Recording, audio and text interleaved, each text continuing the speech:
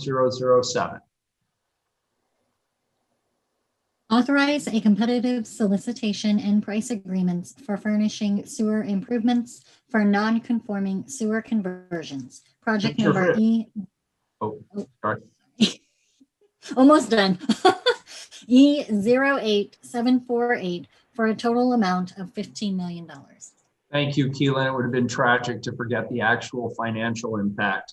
Commissioner Fritz. Thank you, Mayor. The Bureau of Environmental Services needs to construct sanitary sewer extensions and sewer branches to properties that do not have direct connections to the city sewer system. These are called non-conforming sewer connections. The use of price agreements will increase the efficiency and flexibility to deliver the required sanitary sewer extensions and sewer branches. And spoiler alert, this presentation also talks about the equity of how we're able to help out customers with bills that would otherwise be quite expensive. Here today with a brief presentation are Joe Dvorak, Division Manager, and Melanie Galatunia, who will say Melanie's name properly, I'm sure, Senior Engineer, both with Environmental Services. Great, thank you. Can everyone hear me? Yes, you sound loud and clear. Good. Good afternoon, Mayor and Council. For the record, Joe Dvorak with the Bureau of Environmental Services. I appreciate you all willing to hear us at the very end of the day. It's still in the morning session, so we will keep this brief. Keelan, if you wouldn't mind putting up the presentation. And then I'm going to turn it over to Melody, who will run through the slides. Thank you. Good afternoon. Thank you for having us. I'm Melanie Gualatunya. I am the manager of the Non-Conforming Sewer Program. We're here today to talk to you about renewing some on-call contracts to continue to do the work that we do in our program. Next slide, please. I'd like to just give a very brief background on our program and what we do. The overall mission of our program is to ensure that properties have conforming sewer connections. One of the main reasons why a property might not have that existing is that they did not have a public sewer in front of their property. Our capital improvement program is working overtime to extend the sewers throughout the city to provide the opportunity for a conforming service to residents. However, there are occasionally opportunities that emergencies that arrive with existing sewer connections, and they can potentially put residents at risk of losing their existing service. Our on-call contracts allow us to respond quickly to these urgent situations in a timely fashion and allow residents to continue to occupy their homes and minimize the cost that is associated with fixing their sewers. Next slide, please. I'm just going to give two quick examples of the types of projects that we have done recently. This is one example on Northwest Aspen Avenue. In this case, we had a guest property who was at risk of losing their service by being capped by the host property.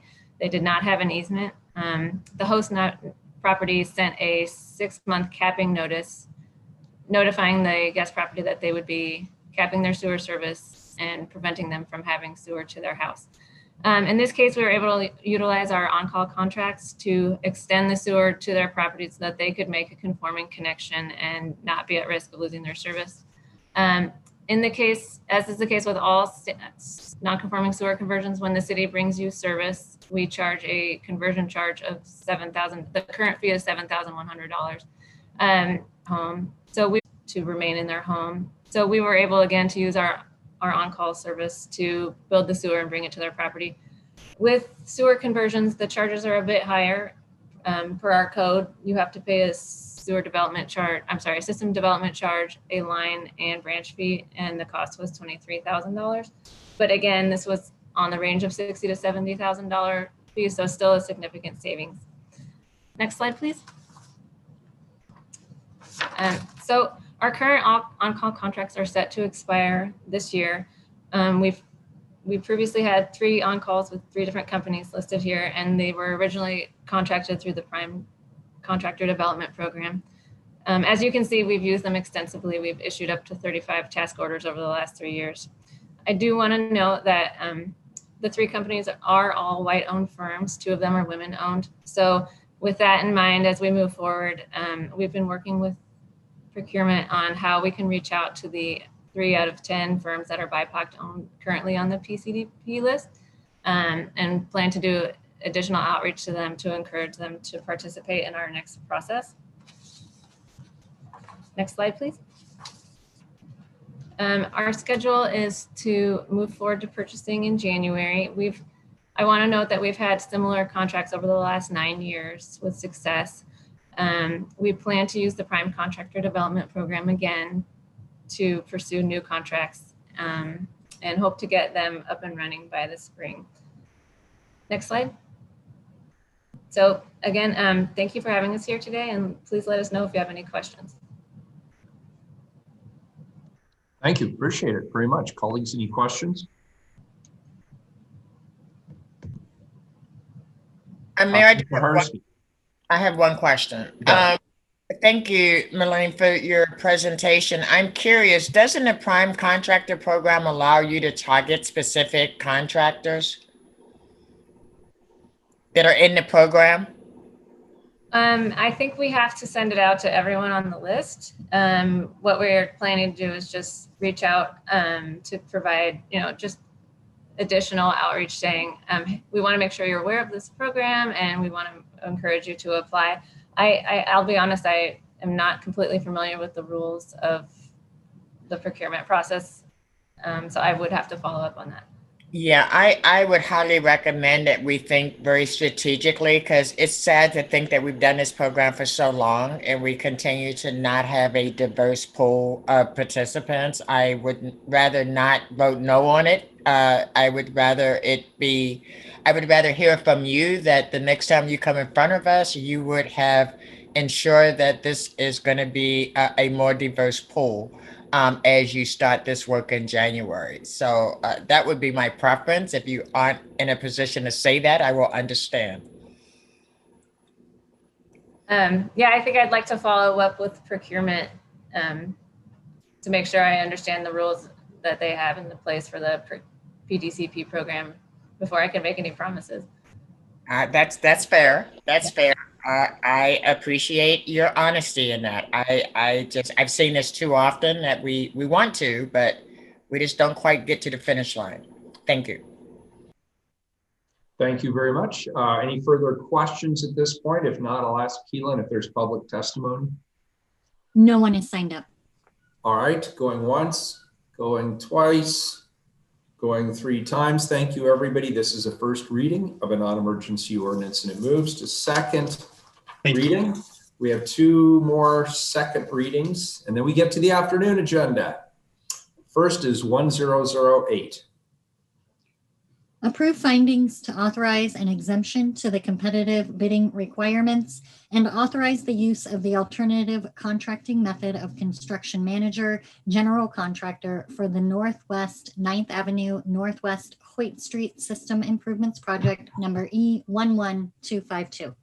Colleagues, this is a second reading of a non-emergency ordinance. We've already had a presentation and taken public testimony on this item. Is there any further business on 1008? Seeing none, Keelan, please call the roll.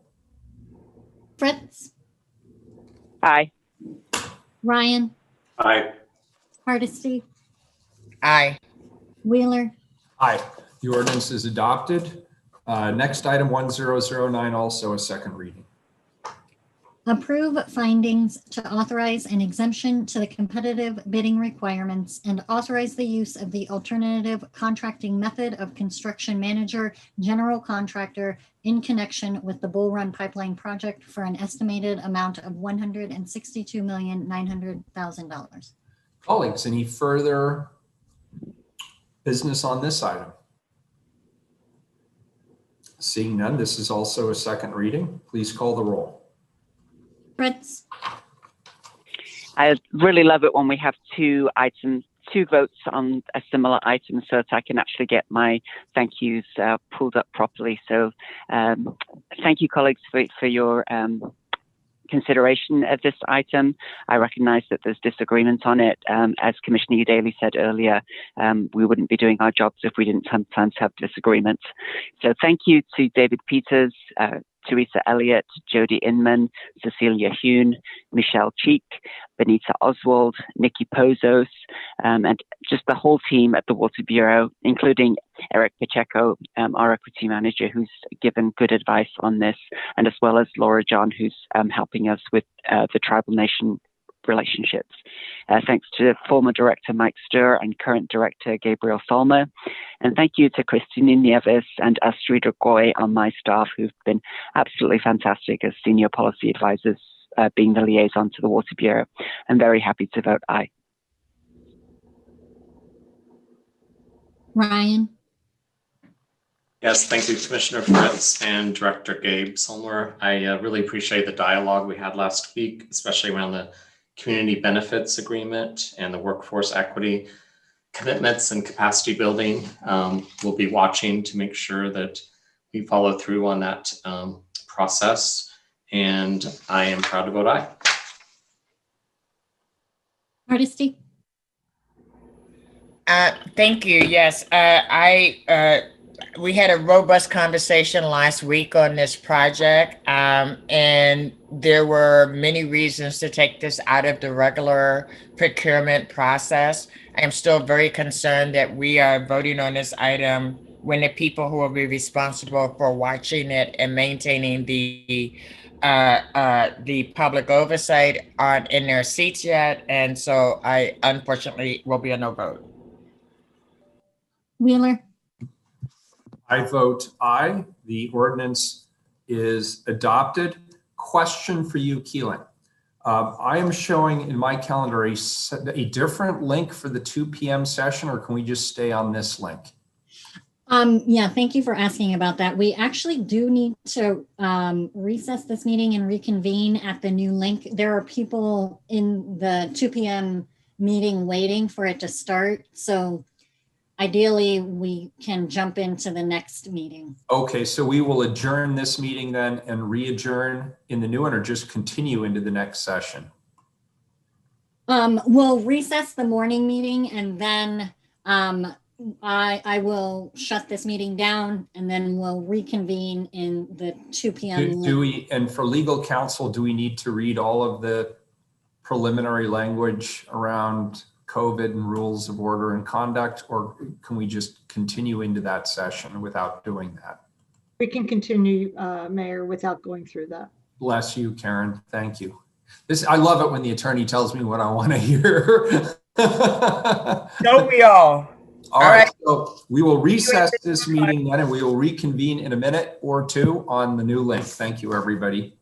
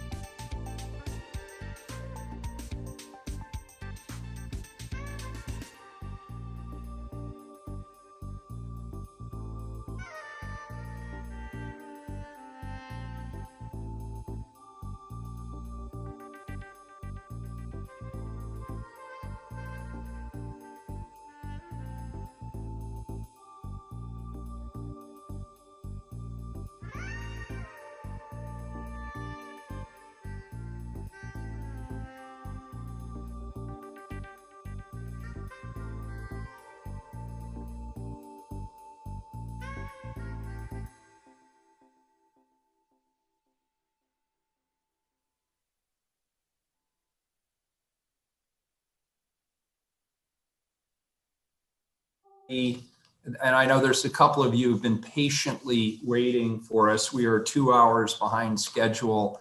I assure you, we've been working diligently since 9:30 this morning to keep things running as close to on time as possible. But we had a couple of items that attracted a significant amount of community interest. And so we apologize for the delay. Without further ado, we'll jump right in. Could we please call 1010, please, Keelan? Adopt an internal cost of carbon policy to ensure major city decisions formally consider the social and environmental costs of carbon emissions in evaluation processes. I will make some introductory remarks, but I believe I will let Commissioner Hardesty go first. Commissioner Hardesty. Mayor, if you would not mind going first, I just lost my run of show. Happy to do it. This resolution follows through on one of the commitments I made last December for how the city would make sure that we are walking our talk on climate by taking additional actions to address the climate impacts of city operations.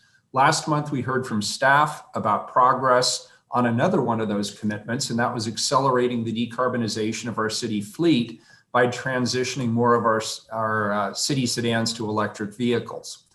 I made the commitment to adopt an internal price on carbon for the city of Portland in response to advocacy from youth climate activists who called on the city to establish a climate test to ensure that we're taking climate impacts into account on all major decisions. Young people, of course, will bear the consequences of the decisions we make today, and youth activists are correct to urge the city and other public agencies and institutions to prioritize meaningful and bold climate action. Climate science tells us that globally we need to reach net zero emissions by 2050 if we're to avoid the worst impacts of climate change. And that means we all need to significantly step up our efforts to reduce emissions and restore a safe environment. In working to meet our community-wide goals, it's critical that we do what we can as a city to reduce our own share of emissions and help set a really good example of how other governments and organizations and companies can do the same thing. By requiring bureaus to incorporate the best available climate science into their decision-making processes, focusing as a first step on capital projects and investments that tend to have the highest carbon impacts, this internal cost of carbon policy will help us make climate smart decisions that lead to lower carbon outcomes. And with that, Commissioner Hardesty, I'll turn it over to you, or if you'd like to turn it over to staff and then make your comments later, that's also fine. I think that would be perfect. My apologies. I had it all up. Andrea, please take it away. Great. Well, thank you, Commissioner Hardesty, Mayor Wheeler, and commissioners. As the mayor mentioned, first of all, for the record, I'm Andrea Durbin, the Director of the Bureau of Planning and Sustainability. As the mayor mentioned, the idea for the city to adopt a climate test came to us from youth climate advocates, starting with the climate strike in September of last year. The mayor's commitment to implement a climate test in the form of an internal cost of carbon was included in the climate emergency declaration council adopted in June of this year. As you've noted, and as the climate emergency declaration emphasizes, the internal cost of carbon is just one step among many that we need to undertake to manage carbon emissions in city government's own operations and across our community. BPS views this internal cost of carbon policy as one step in a much larger strategy to reduce emissions community-wide. We know that we need to make huge strides in the years ahead if we want to bend the emissions curve downward at the rate necessary to prevent the most catastrophic effects of climate change. The Climate Emergency Declaration, passed unanimously by Council last June, sounded that alarm and directs us to cut our emissions in half by 2030 from 1990 levels. That means that we have to cut emissions by an additional 30% over the next 9 years. This requires us to act bolder and implement faster actions. We will need to work on multiple levels to encourage decarbonization in the buildings, energy, and transportation sectors across the community. Much of this will depend on effective policy action at the local and state level, and with anticipated support from the federal level next year. A critical tool in the decarbonization toolkit is putting proper pricing signals in place. Today's recommendation is for Council to adopt a new internal city policy for an internal cost of carbon. To be clear, this proposed internal policy offers a first step to prioritizing climate goals in our internal decision-making process by applying a social cost of carbon as an evaluation tool to help the city prioritize the most climate-friendly options. Over time, and as directed by the Climate Emergency Declaration, we will need to expand this work to add an actual carbon fee on certain internal activities like air travel and fuel purchases. You will hear about those opportunities from some of our Bureau partners today. And we agree with youth climate activists who are calling for a climate test to be developed, which places a carbon value for larger community-facing projects. We see this policy as a future step towards expansion over time. Another policy currently under development and out for public comment right now is the proposed healthy climate fee. While that proposal does not adopt a social price of carbon, it would start the process of valuing and accounting for the human and economic costs of climate change impacts in our community. The city's climate action plan from 2015 stated that Portland would support a statewide carbon tax, but the state has not adopted a carbon price. The climate action plan calls for the city to consider local adoption of carbon pricing mechanisms. We've waited a long time for the city to lead here, but we've seen those efforts fail time and time again. Now is the time for Portland to show its true leadership and innovation, and by doing so, invigorate our local economy, create good family wage jobs, and ensure that those most at risk of climate change, especially BIPOC communities, directly benefit, all the while we improve the livability of our community as we adapt to a changing climate. Evaluating the internal cost of carbon in our own operations is an important place to start and ensures that we are walking our own talk. So we really appreciate your consideration of this proposal today. And I want to extend my appreciation to our Bureau colleagues and partners joining us today. We'll have colleagues from Office of Management and Finance, PBOT, and Water Bureau. But now I will turn things over to Danny Grady, who's a Senior Energy Specialist at BPS. He'll go over the specifics of this internal policy. Danny. Thank you, Director Durbin. And good afternoon, Mayor and Commissioners. For the record, my name is Danny Grady, and I serve as the Senior Energy Specialist with the Bureau of Planning and Sustainability. I'm going to share my screen and start my presentation.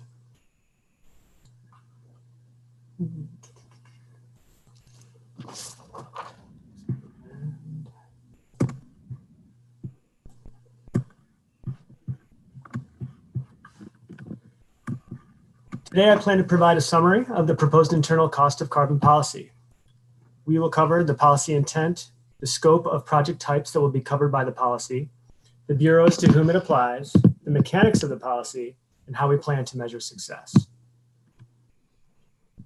The internal cost of carbon policy originated from a directive within the Climate Emergency Declaration that was adopted by City Council in June of this year. The directive was adopted due to the activism and engagement of Portland youth who got the city's attention in last September's global climate strike. A core message we heard from youth is to develop a climate test policy. The emergency declaration directed the city to develop a carbon cost in the form of a fee or shadow price to ensure that we account for carbon emissions associated with city investments. And we were tasked with delivering such a policy to council this year. The internal cost of carbon policy I present today is the first phase of the climate test. The directive states that the carbon cost mechanism should be used to inform decision-making, specifically where city investments have the most impact on carbon emissions. And we need a flexible policy that can adapt and expand over time to amplify its impact throughout the community. The goal of the policy is to institutionalize how carbon is considered in city investment decisions. Much like an equity toolkit has been developed to guide staff how to apply equity considerations into decision-making, we also need to develop a common framework for carbon. The policy sets out to quantify carbon impacts in city decision-making and make projects that pursue reduced carbon options more attractive to decision makers. The anticipated outcomes of this policy are to accelerate city carbon emissions reduction, lessen the social and environmental impacts of city investments, and showcase how the city leads by example. We will look to the city bureaus that manage infrastructure to apply the policy. That includes the Water Bureau, OMF Facilities and City Fleet, Bureau of Environmental Services, Parks and Recreation, the Fire and Rescue, and the Bureau of Transportation. City government emissions inventories reveal where our carbon comes from. Historically, we have relied on the production-based inventory on the left. The production-based inventory shows emissions that result directly from city operations. The supply chain inventory on the right shows carbon generated in the production of goods and services the city purchases. It offers a different perspective of how we account for carbon. This inventory was first completed for the 2015 Climate Action Plan. In terms of actual emissions, the supply chain inventory on the right is responsible for 4 times more carbon than the production-based inventory on the left. To be accurate, it should look more like this. These inventories served as a starting point to develop a scope of projects and end uses to which we apply an internal cost of carbon. By focusing on the big pieces of pie, we're able to focus on making the most impacts with this policy. City staff will apply the approved cost of carbon into the decision-making process for city assets that collectively account for most of the city government carbon emissions. The current scope includes typical infrastructure projects like new buildings and road construction. The carbon cost will help determine how the city's vehicles will transform to a lower carbon fleet. It will apply to the types of fuel and energy we use in vehicles and buildings and throughout the city government. It will guide strategic investments at the wastewater treatment plant to manage emissions. And it will be a tool to quantify benefits for resource recovery planning and ecosystem services like wetland development and urban forestry.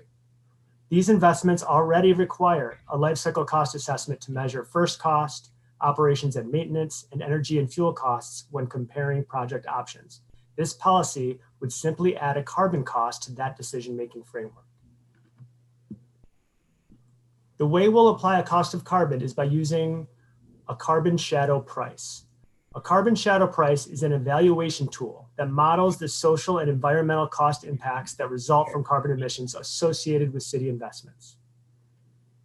It is important to note that no direct project costs are incurred by applying a shadow price. Rather, metrics such as the benefit cost ratio and return on investment are influenced by integrating the shadow price with all of the other actual project costs being evaluated for each project option. The basis for the shadow price level is the social cost of carbon. The social cost of carbon, or SCC, is a widely accepted, well-known best practice used among governments for assigning an evaluation cost to carbon emissions. Estimates of the social cost of carbon do vary because of different assumptions about future emissions, how the climate will respond to those emissions, the impacts that will arise from those emissions, and the way that we value future damages. That said, we developed the shadow price level to align with leading economic research and existing municipal policies in North American cities. We're choosing to initially start at a high level in order to give us the best chance of having an impact on decision-making. For each use type in the current scope, Bureau staff will be tasked with calculating the life cycle carbon emissions present in each project option. So, what emissions count? Carbon accounting protocols define 3 types of emissions. Scope 1 are those coming directly from the source, like a tailpipe or a smokestack. Scope 2 come from the energy something uses, like the generation of electricity or natural gas burned to produce heat. Scope 3 are those that come from the manufacturing of materials, like the embodied carbon in concrete, asphalt, and steel. Bureaus will include all the scopes that are available to quantify in their project analyses. I raise this point because there were a number of public comments about carbon accounting and accountability. For example, if choosing between vehicle types, scope 1 and 2 matter. Carbon emissions from the type of fuel used and what's coming out of the tailpipe are the primary sources of emissions. Scope 3 matters less in this example, and data may not be available to account for the steel and rubber that go into making the car. In contrast, a construction project like repaving a road, the embodied carbon in the asphalt is the primary emission source. So for that project, the focus would be on scope 3 emissions. Bureaus will be required to include justification when a scope of emissions is excluded from their analysis. So we can take a look at this policy in action. The Water Bureau created a business case to showcase this policy. The project. the Water Bureau Interstate Facility needs to replace 7 hybrid sedans in their fleet and 19 mid-sized gasoline trucks in their fleet as well. So do they stick with the status quo or go electric? The life cycle cost of replacing, maintaining, and fueling these 26 vehicles was calculated to cost about $2.9 million in the current state. That's without a carbon cost incorporated into it. When a cost of carbon is also applied to the carbon that's associated with the gasoline and electricity fuel types, that life cycle cost increases to over $3.1 million. The alternative option to address this project would be to install 26 electric vehicle charging stations and replace all of the vehicles with fully electric options. When the cost of carbon is applied to the fully electric fuel types, the charging stations, and all of the associated emissions, life cycle cost for the EV option was $2.9 million. Now, the result of applying the cost of carbon in this example, the life cycle cost savings for going electric increased from $27,000 without a carbon cost to $250,000 in savings when the carbon cost was applied. The break-even point is reduced by almost a third, and the benefit cost ratio becomes far more attractive, rising from 1.1 to 1.8. In this example, the application of an internal cost of carbon solidifies the business case for pursuing this low carbon alternative.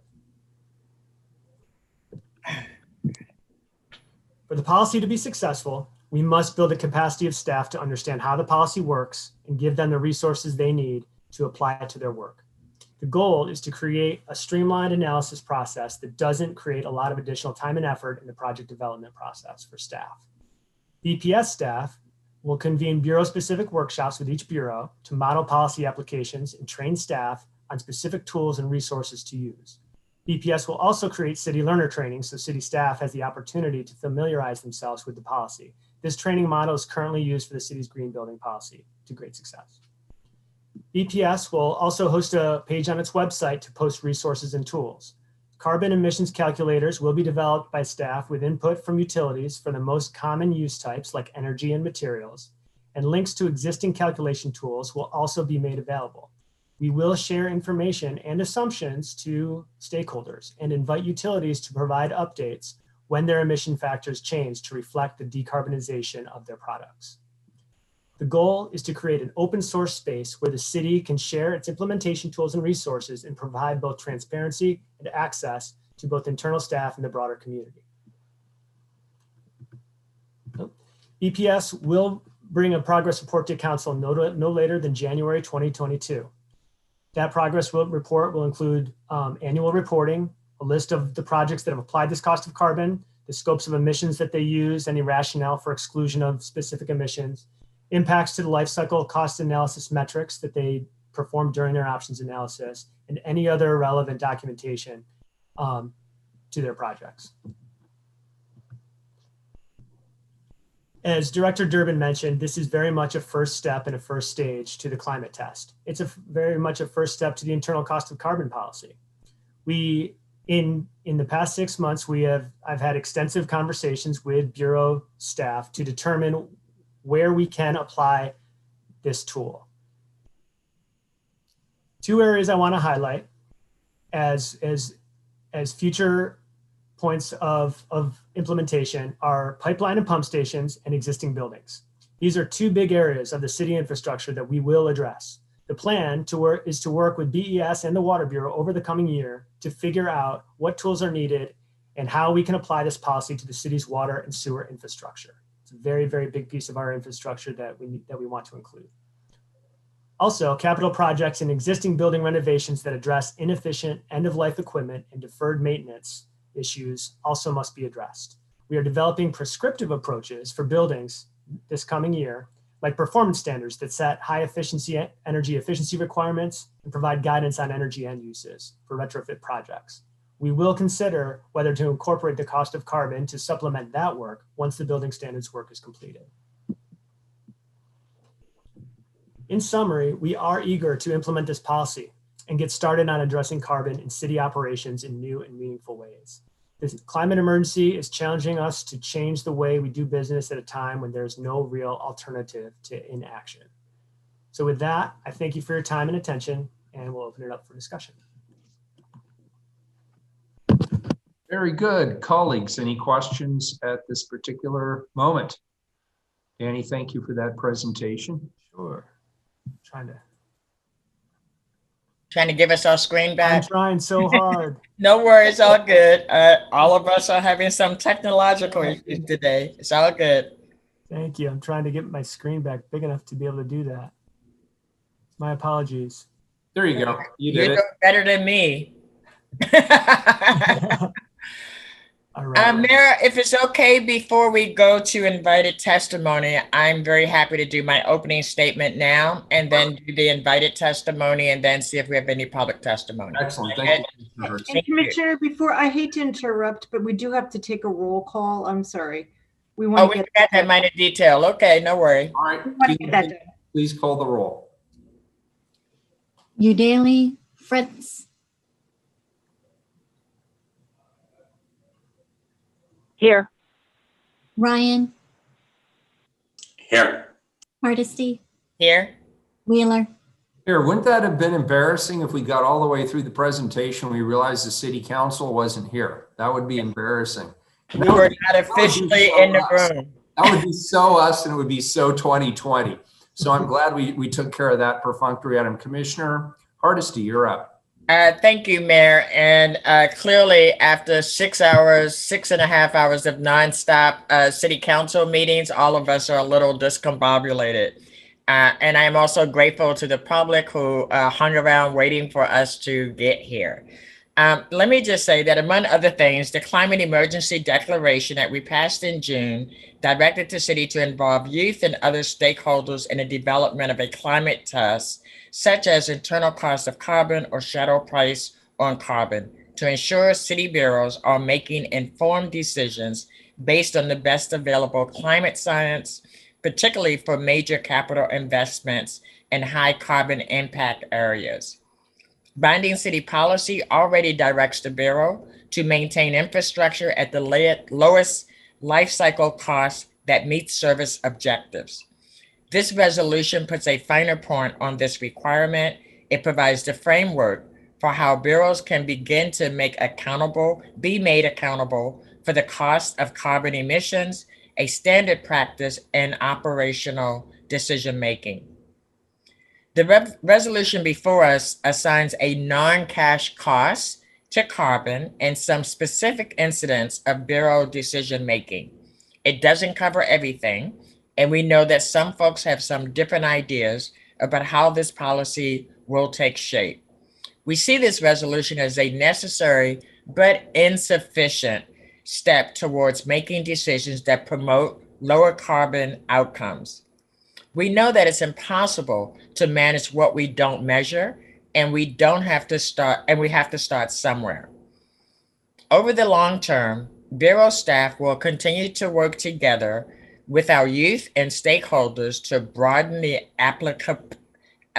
applicability, say that 3 times fast, of a climate test beyond just the initial scope.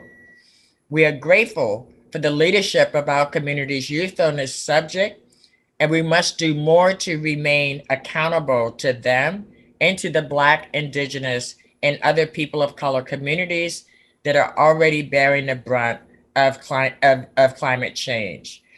We have made a minor change in how we're going to have public testimony, and we're going to start with Chris Warner for invited testimony. Sorry. Chris Warner, there you are. All right, love to see everybody following the appropriate procedures. Hi, Chris. Good afternoon. Can you hear me? Yes. Great. I'm happy to be here. For the record, Chris Warner, Director of the Portland Bureau of Transportation, and we are here to support the carbon shadow pricing policy resolution for you today. As you know, our climate has a transportation problem. Because we are so dependent on personal cars and because the majority of those cars burn fossil fuels, transportation is by far the largest contributor to our carbon footprint, both here in Portland and across the globe. At PBOT, one of our primary ways we have of tackling this problem is by making it easier and safer for Portlanders to get out of their cars and walk and bike and take transit from place to place. by reducing how much people rely on cars, shifting more trips to walking, biking, and transit, and replacing dirty fossil fuel vehicles with cleaner electric ones, we will take big steps towards meeting our ambitious climate goals. Our Rose Lane project, which was spearheaded by Commissioner Udaley and will make taking transit faster and more reliable for all Portlanders, is just the latest example of our efforts along those lines.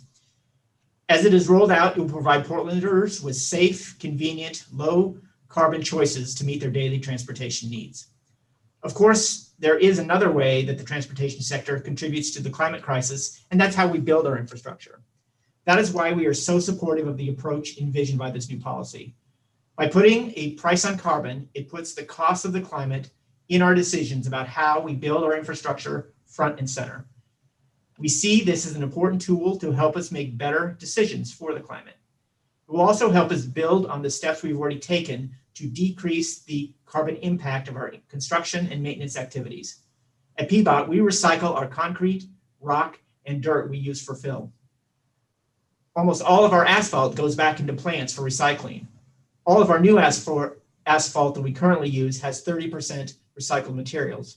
And last year, we started to factor in the cost of emissions when we identify the quality of project alternatives and define such key components of a project as its location and materials it uses. We did this on 4 projects for which we requested general fund support. This new technique allowed us to consider the carbon pollution generated by the project, and we adjusted our project rankings accordingly. This is a real win for climate. Now, with the support of this new policy, we're confident we can develop even better climate-friendly practices in the future asset management strategies and our construction and maintenance practices. Last year, we launched Moving to Our Future, our 2019-2024 strategic plan. While sustainability has always been a priority for us in the past, Moving to Our Future has taken a bolder step. We made reducing our climate footprint, along with achieving racial equity, into a central part of everything we do, pledging to ask 2 questions of every policy, program, and project. Will it advance equity and address structural racism? And will it reduce carbon emissions? This is why we are so supportive of this initiative. It aligns exactly where we want to go as a Transportation Bureau. Mayor and Commissioners, I really want to thank you for your far-sighted leadership on one of the most essential challenges of our time. I'd also like to thank Director Durbin and her staff at BPS for her partnership on planning and building a greener Portland. Working together, we think that we can make forward progress and make confronting our climate crisis a battle that we can win. So thank you very much for your time, and I'll turn it back over to the next speaker. Thank you. Next, we're going to hear from Kavita. Kavita, I'll help you out. Kavita. Oh, don't make me embarrass myself here in public. No problem. Thank you, Commissioner. Thank you, Mayor, Commissioners, for the chance to testify today. My name is Kavita Hine. I'm the Climate Change Program Manager with the Portland Water Bureau. And I'm speaking on behalf of the Water Bureau today in strong support for the proposed shadow price on carbon you have before you.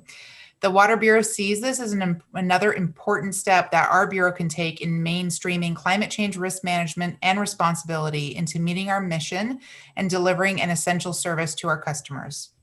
For over 20 years, the Water Bureau has used leading edge climate science to plan for climate change and has also been tracking and publicly reporting our carbon footprint since 2007. We've taken many measures over the years to increase the energy efficiency of our operations, install renewable energy capacity, and move towards a greener fleet.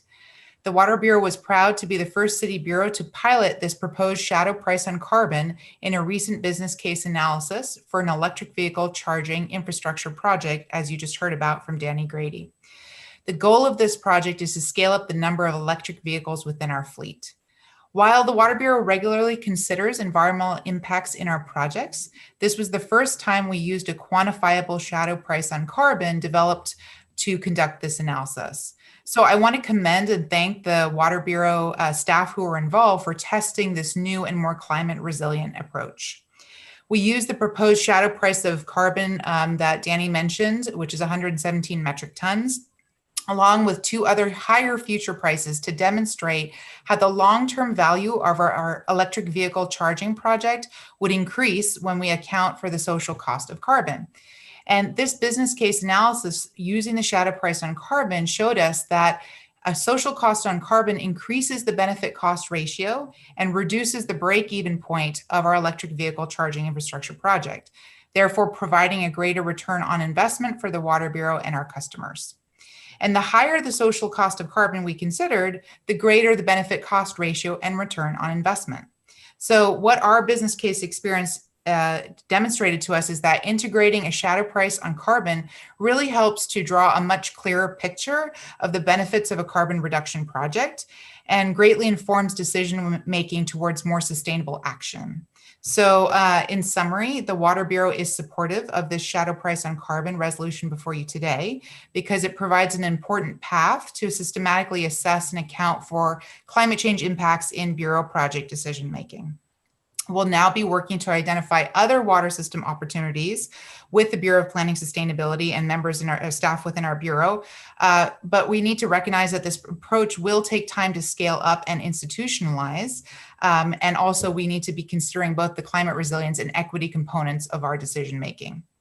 So we also hope the pilot project where we tried this shadow price on carbon will also be an example to other bureaus who want to start using the social cost of carbon in their project decision making. Finally, the shadow price on carbon, we believe to be widely utilized and accessed across all bureaus. It's critical for bureaus to receive technical support from the Bureau of Planning Sustainability and other experts on the tools and data needed to actually do these calculations. So with that, I want to thank you for the opportunity to testify.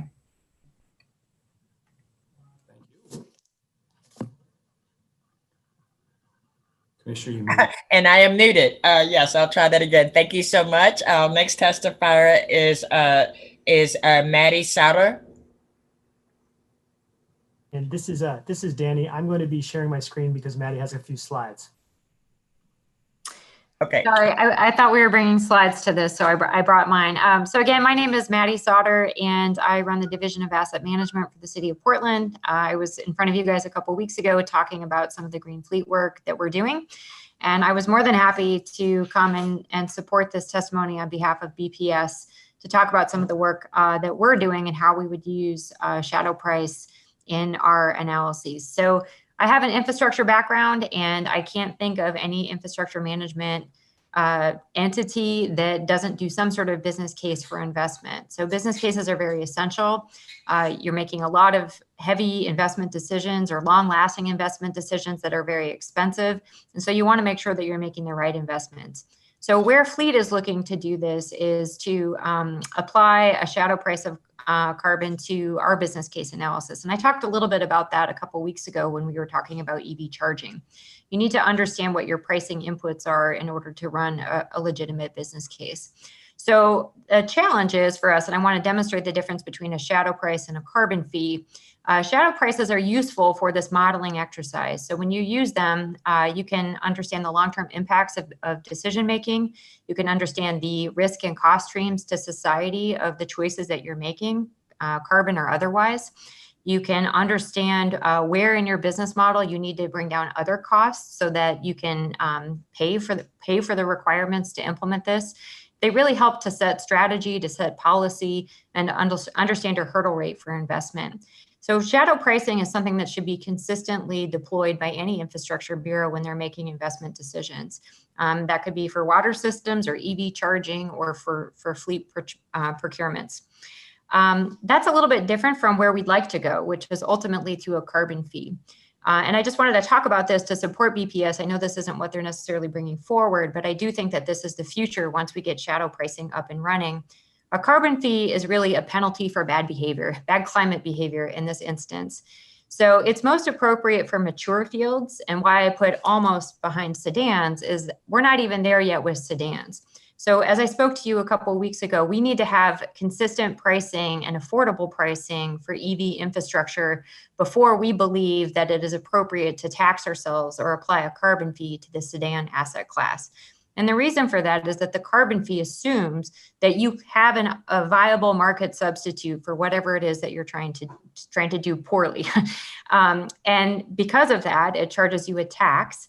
And that tax is the money that you would have used to build infrastructure. So once we get EVs up and running and we have infrastructure that's affordable, we will be probably trying to pioneer a carbon tax in fleet so that we can use money taxed for bad fleet behavior, procurements that really shouldn't be done that way, to help fund infrastructure for other things that are still developing. So we wanted to come offer testimony to illustrate the differences between these two things and illustrate where we think things could go. I also want to talk a little bit, though, about what's required to get there. So Danny, if you could go to the other slide. As noted, most infrastructure bureaus are running business cases of some kind. But what is required to really implement a carbon fee of any kind, or even a shadow pricing, is some sort of consistent methodology. And so I will say that the infrastructure bureaus have been working together very well to try and end up with common cost values for this and other types of costs that would be in a business case. CAMG is a citywide asset managers group, and very recently we pulled together a methodology to help assess projects for something called the capital set aside. And we all deployed this last year, but what we noticed in that process is that we all used a different cost of carbon. So obviously as bureaus, as infrastructure bureaus, we can't do that. So we need to probably settle on one ultimate cost of carbon that's reevaluated over time. We need to have common valuation methodologies between the bureaus. And all of that does take investment. It takes staff, resources, tracking, along with reporting for this work. And as Kavita noted, this is organizational development for most of the bureaus. We don't necessarily have the staff in place to do this kind of work, but that matters when you're trying to decide on, should I be investing in a new EV dump truck, or should I be instead investing in urban forestry or water pollution control activities, whatever it might be. So we are heavily in support of this. We think that this is a very good step in the business case development process overall for city infrastructure, but also for ensuring that carbon costing is part of that risk stream and part of that cost stream to society. So thank you for your time.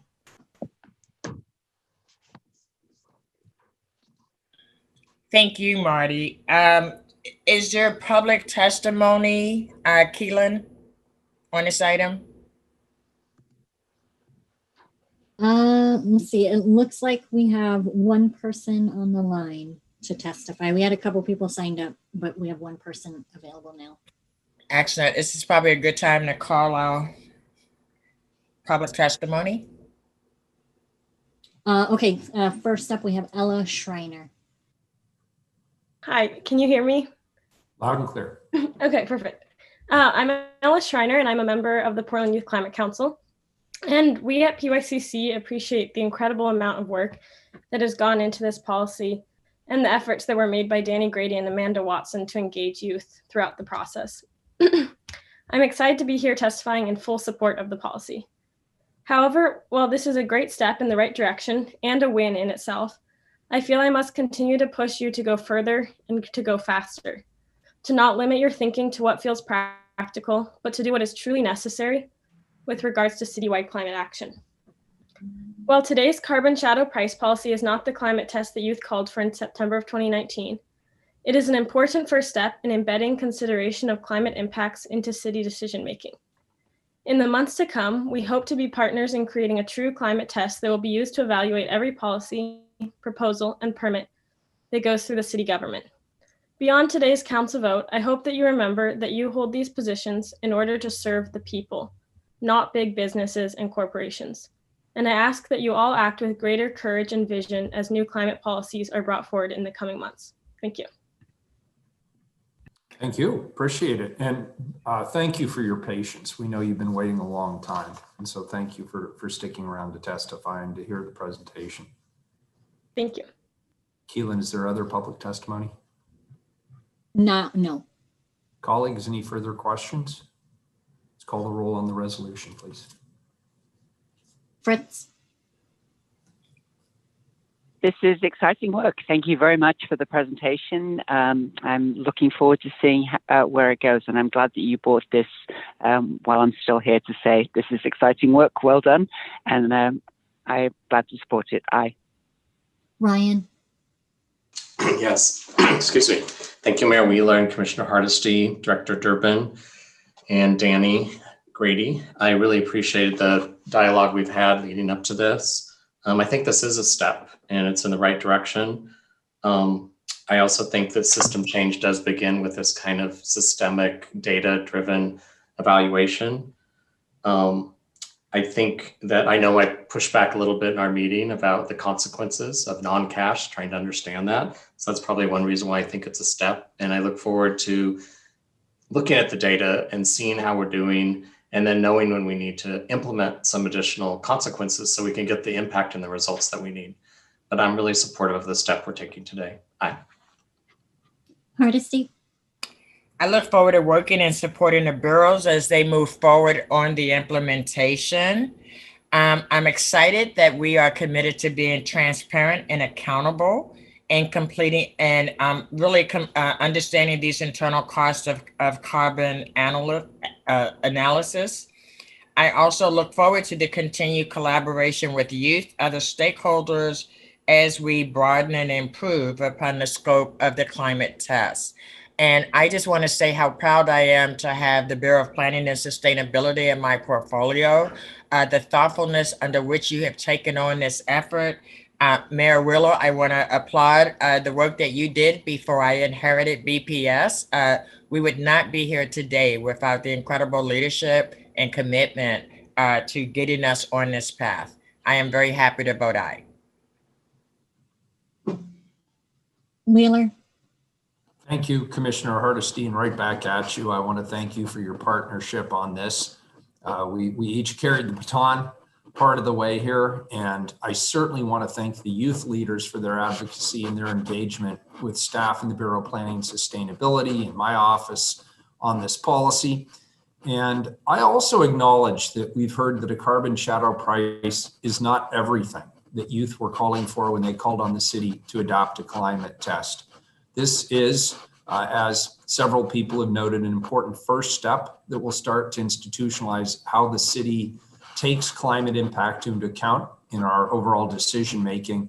And we are committed to expanding on this policy and working with the youth advocates to explore the ideas they have for what a climate action test should look, what a climate test should look like. I also want to thank as well Danny Grady and Andrea Jacob for the Bureau of Planning and Sustainability for your hard work on this policy. And again, Commissioner Hardesty, not just for your work, but also your staff's hard work on this and the collaboration that we enjoyed throughout the development of this policy. I'm happy to vote aye. The resolution is adopted. Thank you all. Next up, believe it or not, it's our last item for the day. So let's relish it. It is item 1011.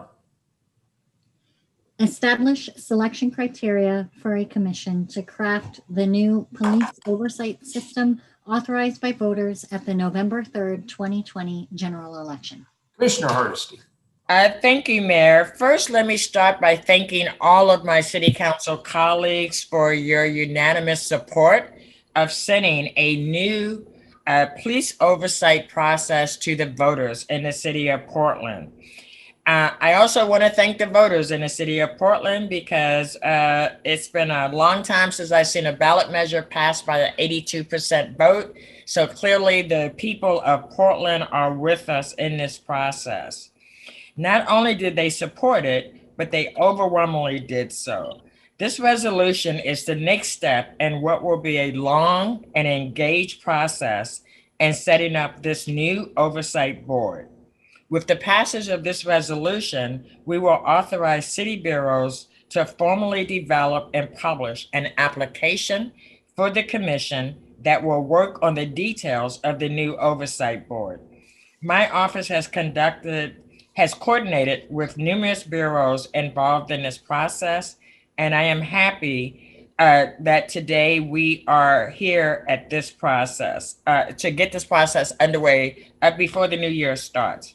While the application process is underway, we will be working with all of you and our community partners to finalize a second resolution that will provide guidance on the work that the commission will have to complete during its tenure.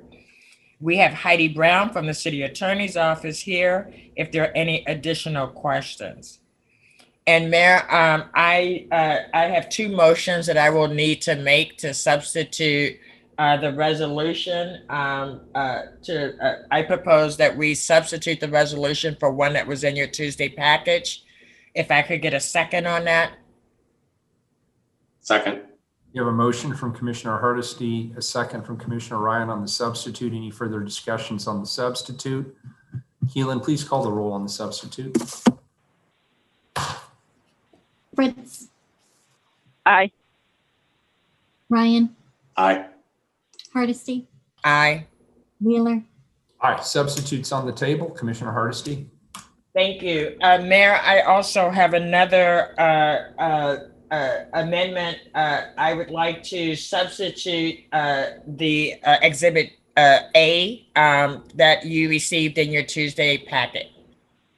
Could I get a second? Commissioner Hardesty moves, Commissioner Fritz seconds the amendment. Any further discussion on the substitution amendment? Hearing none, Keelan, please call the roll.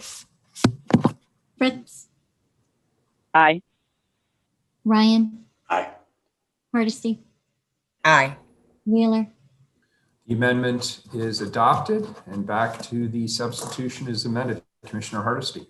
Back to the original. Mayor, I am happy to lay out what the timeline will be for us to develop this process. If I think that's probably good for the record. As you may know, we have been having meetings and will continue to have meetings to schedule with Civic Life the application process. They were here earlier, but unfortunately could not stay until the end. We will be finalizing those applications and the template by January 5th. Mayor, I know you had some questions, and we will make sure to get your questions answered prior to completing that process. On January 11th, the applications will be formally open. We believe the application process will end on February 8th. By early March, we will have our final selections. And we anticipate that shortly thereafter, the committee will convene and will start their 18-month process to put together our new Community Police Oversight Board. Are there any questions? And I'm happy to say that Heidi's here to answer any questions if you have them. I see no questions. Just wanted to check in that Civic Life is here too. I just got on. Oh, very cool. I thought you had to leave. I'm glad to hear that. So we've got two question answerers other than myself, if there are any. Maybe just for the record, it would be helpful. My understanding is this is modeled in measure on the Charter Review Commission process. Could somebody elaborate on that? I will just say that I have been so impressed with the way Civic Life does community engagement around our oversight boards. I believe this will be my third experience working with them. We did it first with PCF. We were very intentional about reaching out to communities that don't traditionally sign up for government processes. And as you can see from PCF, we have a very diverse, committed oversight board that is working hard to get those first grants out the door. We just recently completed our process with the Charter Review Commission. And again, it is one of the most diverse intentional committees that I have ever seen us put together at the City of Portland. And I am absolutely positive that Civic Life will work with us to make sure that this board or this community oversight board for policing will be just as reflective of the broad community that needs to be engaged in this conversation. So they have a track record of doing it well, which is why we go to them a lot. Great. Any other questions? Thank you both. And thank you so much. It's been a very long day for all of us. I'm very grateful that you are still here to answer questions. Thank you for being here, Ashley and Heidi. Mayor, I'll turn it back over to you. All right. Any public testimony on this resolution? Yes, we have one person signed up, Vadim Mazierski. Excellent. Welcome. Thank you. Can you all hear me? Yes, loud and clear. Okay, great. Good afternoon, Mayor Wheeler and City Commissioners. My name is Vadim Mazursky, and I would like to suggest the following amendment to Exhibit A. Exhibit A notes that the membership of the commission will entail 20 people, 5 people from communities that have been historically over-policed, as well as 5 people from organizations that provide support to those communities. And then 5 people from justice organizations as well as small businesses. Now, the communities that are enumerated as being over-policed include Black, Indigenous, and people of color, low-income and houseless communities, and persons experiencing mental health issues. I would like to point out that there's one major constituency that has not been listed as a community that has been over-policed. That is the immigrant and refugee community in Portland. Which has historically been victim of over-policing and biased policing. A report of the Urban Institute estimates that 13% of the Portland population is foreign-born. It's estimated an equal number of individuals are children of immigrants. And this data doesn't even fully encompass undocumented immigrants. So this is a very large portion of the Portland population. The need to share that voice is noted in both city policies and state policies. For example, Ordinance 187805 declares that Portland City Council is committed to developing policies and best practices to fully integrate immigrants and refugee community members. Oregon Governor Kate Brown's Executive Order 17-04 renews Oregon's commitment to protect immigrants and refugees. Over-policing of immigrants and refugees was implicitly recognized in City Resolution 37277, which declared the city of Portland a welcoming city, a sanctuary city, and an inclusive city. It says that the city seeks to affirm Portland's commitment to protect and support immigrants and refugee communities, and that PPB shall not cooperate with ICE except as required by federal law. And so with respect to the over-policing of the immigrant refugee community, there's been many studies out there, but I point to one specifically with the time constraints here. In May of 2013, the Department of Urban Planning and Policy at the University of Illinois at Chicago pointed out that 44% of immigrants surveyed reported they are less likely to contact police officers if they have been the victims of a crime because they feared the police. 70% of undocumented immigrants reported that they are less likely to contact law enforcement authorities if they were the victims of crimes. 40% of immigrants felt that they were under more suspicion by the police, and 58% of undocumented immigrants felt that same way. When asked how often police officers stopped immigrants without good reason or cause, 64% of foreign-born respondents said that very often or somewhat often they were stopped without good cause. And 78% of undocumented immigrants responded that same way. That's 3 minutes. Oh, thank you. And so on behalf of the 85,000 immigrants living in Portland, I urge you to amend Exhibit A to include immigrants and refugees as communities that have been over-policed. Thank you very much. Thank you, Vadim. I just want you to know that we will absolutely make that amendment, and it was certainly in my mind, they were included as well. Thank you so much for that. Was just that was something that should have been in there. So my apologies, and I think we may even be able to amend it on the spot today. I will check with our legal counsel. Really appreciate you being here. And let me say, I've done a lot of work over the years with Unite Oregon around just the issues that you discussed. And so I hope the record that we've talked about with the other 2 committees are very reflective about immigrant and refugee communities. So thank you.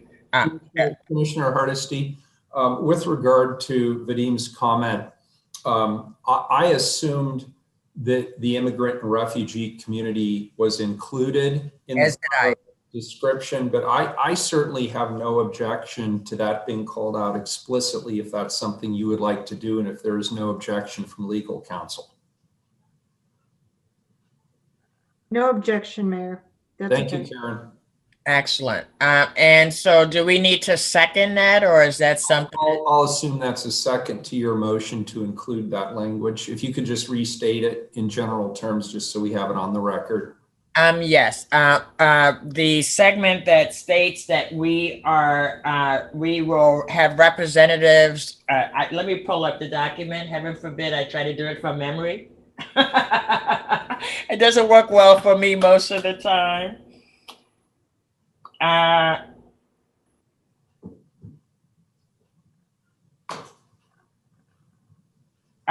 Number 5 says the final commission must consist of 5 community members that have historically been over police, 5 people from organizations that provide support. The line that we will be amending says these can include communities representing Black, Indigenous, and/or people of color, low income, houseless community members, immigrants and refugees, and persons experiencing mental health issues. And that is amended language adding that. That is correct. I will second that. Thank you. So we have a motion from Commissioner Hardesty. Mayor is seconded. Any further discussion on the amendment? Please call the roll.